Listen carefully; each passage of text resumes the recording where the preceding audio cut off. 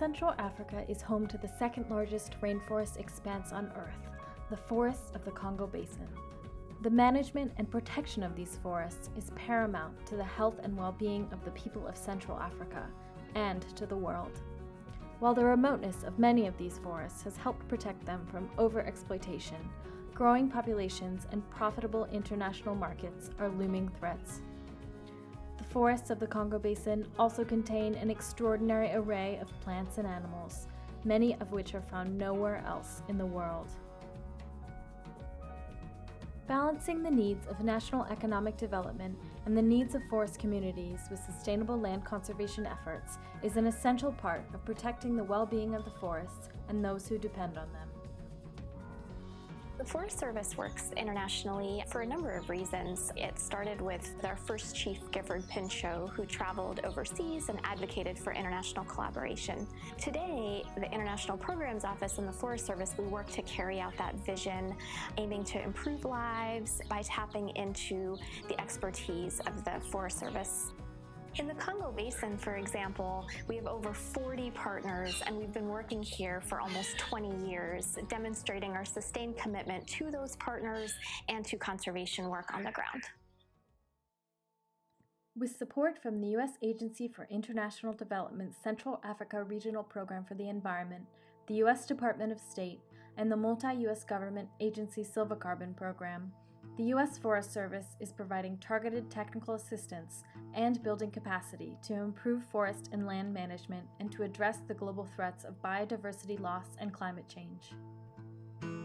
Working with a range of partners, including universities, local and international NGOs, and the governments of Cameroon, the Central African Republic, the Democratic Republic of the Congo, Gabon, and the Republic of the Congo, the U.S. Forest Service is supporting institutional capacity development and the transfer of best practice and technology to better manage, monitor, and protect the rich forest and natural resources of the region. Forest inventories and monitoring are quite essential for sustainable management of forest resources. There are lots of forest functions which cuts across ecological functions, economic functions, and also social functions. There are also a variety of actors that are also have specific stakes with regards to the management of these forest resources. So carrying out the forest inventories provide us with essential information about the quantity and quality of these resources, information that can be used for a better planning of the resources. The forest monitoring system we want to put in place is like the ultimate point of all the the process we are trying to put in place, because by following your forest technicians are able to gather the most important statistics and data which will ultimately help the government to take decisions. Because to take decisions by the government, they need accurate and good data to compare what have they changed, to know exactly what to do. Our work in the area of land use planning has focused on a number of different areas at different scales. This includes facilitating land use planning at the local level to achieve different resource management goals, such as improved fire management. At the regional level, we've been working with COMIFAC, the Central African Regional Organization for Forest Management, and with the Central African member states, we have been able to assist COMIFAC in developing a series of guides on landscape planning and management. These guides have been adopted by RIFIAC, the regional organization within Central Africa for higher education, developing modules that are being adopted and integrated into university curriculum across the region.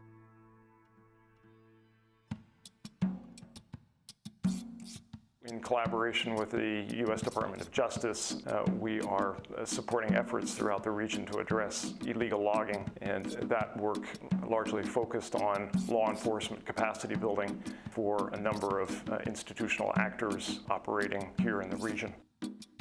At the very outset, The intent was to try to build networks, connections, capacity for enforcement as one of the legs that is necessary of sort of a tripod of efforts to combat timber trafficking. We've also done trainings in teams where we've brought an investigator, customs agent, a national police agent, and a forestry agent together to try to establish that kind of a team approach to combating these crimes. What we're hoping this will lead to is some additional enforcement. Oftentimes, enforcement officers, both here and frankly in the US, are out-resourced by those they are investigating, tracing the money, tracing the product, from dealing with the communities in the forest all the way through the ports, into the processors, then to the ultimate consumer, is a difficult undertaking, and it's going to take all of us.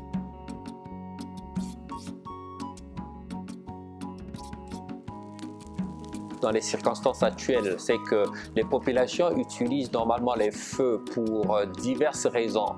Ça peut être pour la chasse, ça peut être pour juste ouvrir des pistes. Et donc, ce que nous voulons faire, c'est faire de telle sorte que tout soit comme réglementé, parce que ces feux ont des conséquences énormes sur non seulement la biodiversité, mais également sur les populations.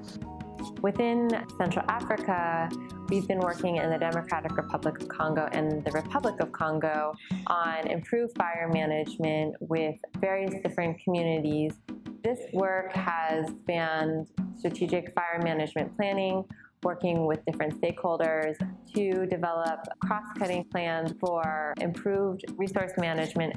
We've also been complementing this planning work with training fire management units at the community and territory level to be able to better use fire as well as fight fire when unplanned or escape fires occur.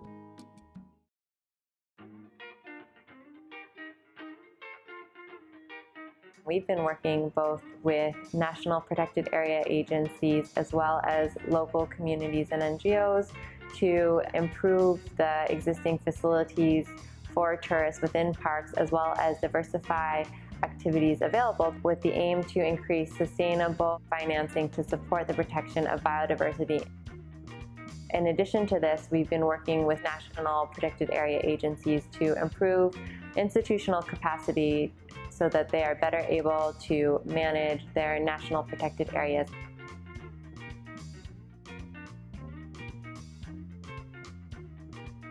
The Forest Service, as it does elsewhere throughout the world, provides opportunities for professionals from throughout Central Africa, both regionally as well as in the United States, on a number of technical subjects related to sustainable forest management.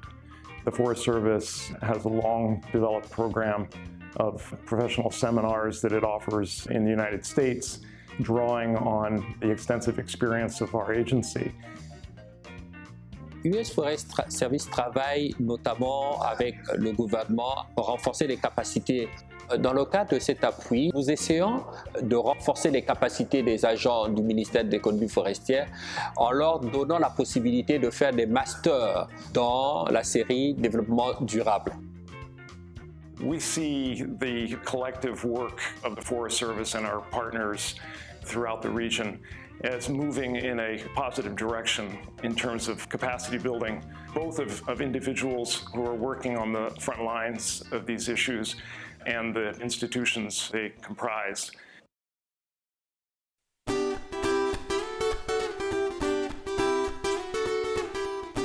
The Forest Service is proud to have participated these many past years in the Central Africa Regional Program for the Environment and see the successes that have been made on a number of issue areas. Our partners, be they government entities, civil society groups, local communities, are making giant strides in terms of addressing the challenges of biodiversity conservation and responses to climate change. We're proud of that work and look forward to the continuing progress in scaling up and strengthening those achievements.